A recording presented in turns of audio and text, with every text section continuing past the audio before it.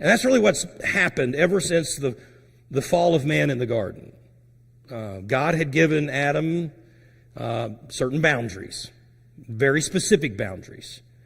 And once they crossed those boundaries, stepped into the abyss of sin, from then, generation after generation has repeated the same pattern as Adam and Eve did. It's just been this generational allure to sin.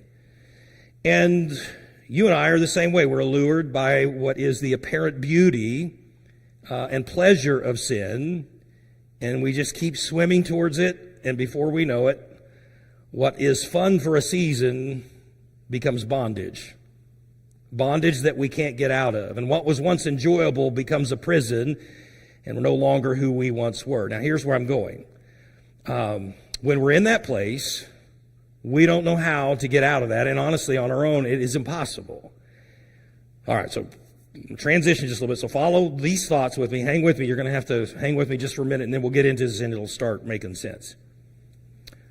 That's the point of the whole law. That's the whole point of the Old Testament covenant. The things that God gave to mankind, He gave to Moses initially, his expectations, his boundaries.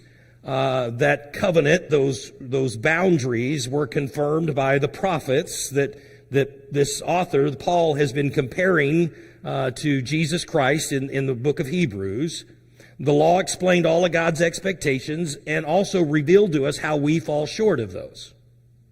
Now, the problem here is the Old Testament covenant, the Old Testament law, all of the sacrifices, all of the things that we've been talking about, that Jesus is the better way, then the problem with all of those Old Testament things is they reveal everything, but they fall short of actually rescuing us from the depths of our sin. And that's the whole point of what he's trying to explain in this letter is you're going to go back, if you go back to these old ways, they do nothing for you. They've already served their purpose simply to reveal our problem, but now that Jesus Christ has come, He solves our problem.